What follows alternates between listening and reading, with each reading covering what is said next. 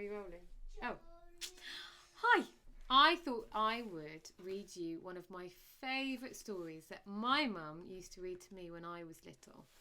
And it is Dogger by Shirley Hughes. Dogger.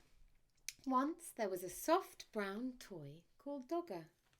One of his ears pointed upwards and the other flopped over. His fur was worn in places because he was quite old. He belonged to Dave. Dave was very fond of Dogger.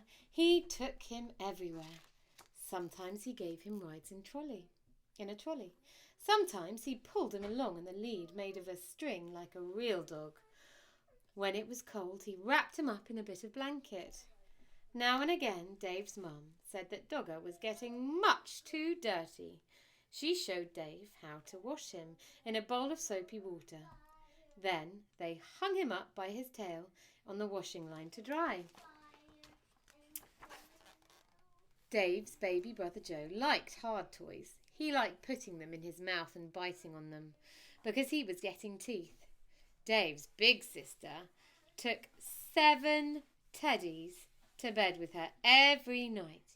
She had to sleep right up against the wall to stop herself from falling out. But Dave only liked Dogger. One afternoon, Dave and Mum set out to collect Bella from school. Mum took Joe in the pushchair and Dave took Dogger. Next to the school gate, where the mums waiting, was the playing field. Some men with ladders were putting up colourful flags.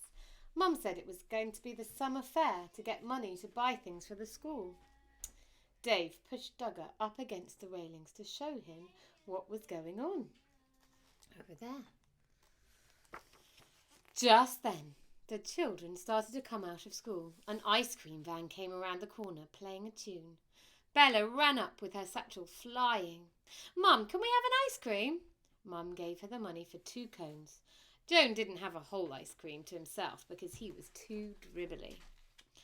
On the way home, Dave walked beside the pushchair, giving Joe licks of his ice cream.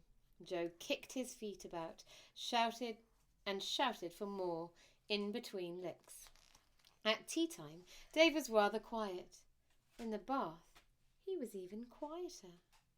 And at bedtime, he said, "I want Dogger."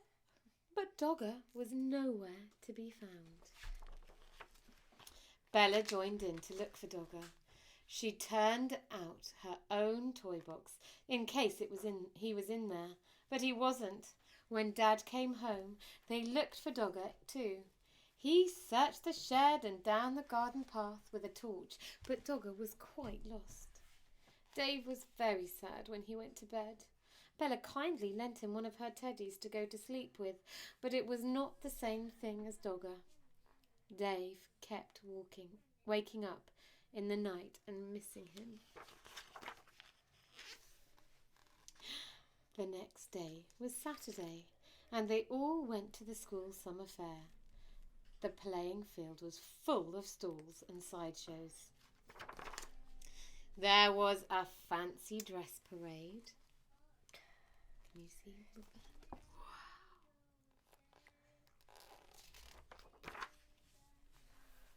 Then there were sports with an egg and spoon race, a wheelbarrow race, and a father's race.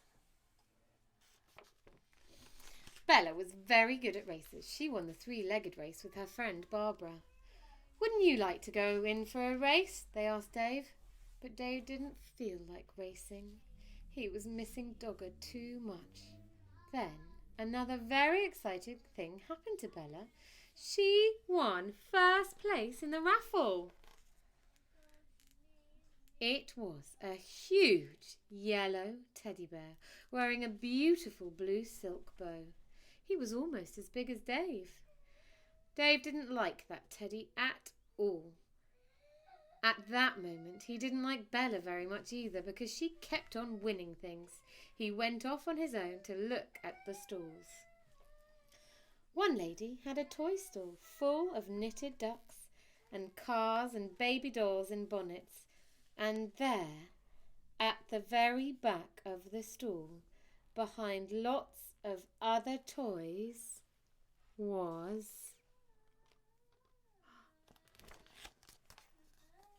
Dogger. He was wearing a ticket saying 5p.